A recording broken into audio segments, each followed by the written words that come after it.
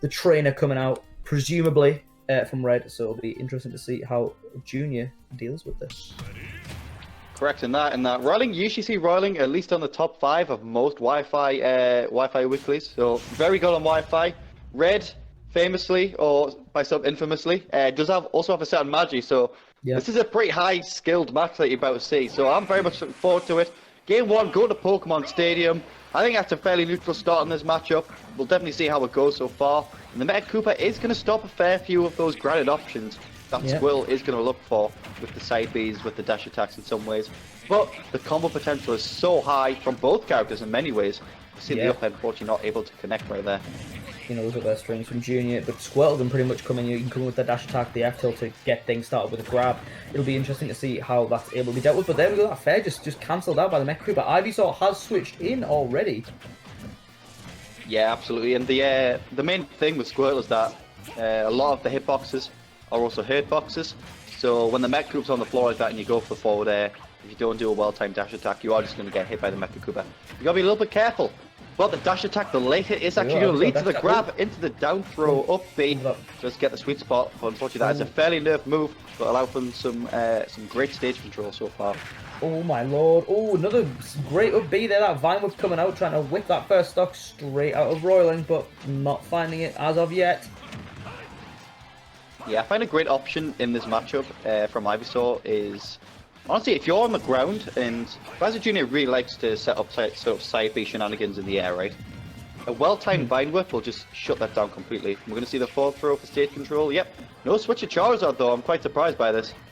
I feel like at the minute, maybe Red's failing themselves with Ivysaur, you know. At this very moment, Ivysaur has done a lot more than Squirtle. Was doing good switching to Zard, though, to avoid the forward air, you know, Junior getting out. The Clown Card, the fair from Charizard, though. That big slash coming out and taking that first stock. Straight back to Ivysaur, though, trying to get some damage straight on again. Oh, but not going to be enough. The wand connecting with Ivysaur, and we're straight back into Squirtle. Yeah, unfortunately doing a run shield is a little bit risky in this kind of Metin situation, but we are going to see the down throw into the down air. We're going to get the root grab. Yes, we are into 3 up airs. No, unfortunately misses the platform. Ivysaur straight back out, that mid%. Yeah, we kind of saw the bear right there, just jumping right in front of Royling's face, but the down air is going to allow for some stage control to be gained from the Royling, and the jab can lead the offstage situation. Does catch the Vine Whip. They can do so again with the Mecha Koopa, but not finding it a second time. Great work, though, for that first opportunity. Percent's looking sort of even. Royling looking to have woken up a little bit in terms of dealing with this Ivysaur. Great up B as well. The abandoned ship taking some power there, but trying to read it, a neutral get up, but not finding it, unfortunately. Royling, dealing with this Ivysaur a lot better than we saw the first stock. So I don't know about you, Hotpunks, but whenever I see the Ivysaur on the ledge, it's always a case of, are they going to Vine Whip off stage, right, to sort of lead to that some way of regaining ledge control? Because if they aren't able to get a Vine Whip, what your Ivysaur's options off the ledge are pretty poor in this game. But that is why we see the Charizard. The up B does have super armor, but unfortunately there we go. Does not get out in time. Squirtle coming back out, maybe just to establish a quick bit of momentum. Oh, I'm surprised we didn't see him switch immediately back to Ivysaur there, but there we go. The switch that was so good from Royling. Waiting for the down B to come out. Knew it was coming in, came out last time. There we go, the falling up air is going to take that stock. 35% to 0, not too bad. But the down throw right there, I'm surprised we're not seeing the up throw. Yeah, oh my lord, we say that wasn't Omega, we saw Red go from 35% to 90 in just one interaction. Things not looking too good at the moment, but let's see if Ivysaur can use maybe a little bit of zoning to keep things at bay. Oh my god, almost leaping straight into the twin drills. Yeah, unfortunately that neutral air is not safe on hit though if you do it with a landing version. Royling Titan pressing the A button, getting the jab. Another abandoned ship, unfortunately going to fall out for Royling. This allows Red for a little bit of a comeback potential, but the side B is going to get armored by a side B of Royling. Oh my god. An up B. Oh, no great Vine Whip there, saving the jump as well. Oh, Red rather going for the big read with the F smash, looking to finish things off, but not finding it. The abandoned ship reading the roll. Not enough. I feel like at this point you've got to switch to Charizard, man. That's a kill, that's a kill. That's too late. That's too late. The boxing glove's coming out. It might not be Mac, but it's still a knockout blow from Royling there. Close game 1 though. That was pretty close, all things considered. A nice little comeback from Red. I think just that thrown at that F smash maybe a tiny bit prematurely, obviously looking for that kill, but Royling able to just drift back, land, and then get them boxing gloves going with the jab. Yeah, so I think in terms of the Royling gameplay, that was very, very well played from Royling. Definitely used the side B well. Didn't use it too much, which is the main problem with a lot of Bowser Juniors, of course. If I was Red, I'd probably focus more on using the, I don't know what it's called, I think it's like the water, you know, the neutral B pretty much, right? The water gun. Yeah, the water gun, yeah. I'd use the water gun to kind of stop out the approaches of Royling, because Royling's always at that sort of 45-degree angle in the air, right? So if you're able to do that angled up slight jump water gun, that's just going to push Royling right off stage into a very bad situation. But I'm not the one playing here, so we'll find out what happens. I'm sure there will be a lot of adaptation. Can I just quickly chime in? Oh, yes. I can definitely understand there's a lot of stuff going on in Smash at the moment, but let's try and keep it positive here, is what I'll say to the chat, please. Yeah. I want to keep this place positive. Let's keep it as positive as it can. Twitch chat isn't the right discourse for that kind of stuff. But let's jump into game 2, Royling versus Red. And speaking of jumping in, we saw Squirtle jumping in now, that big back air, that squirrel tail coming out, getting those little hits on.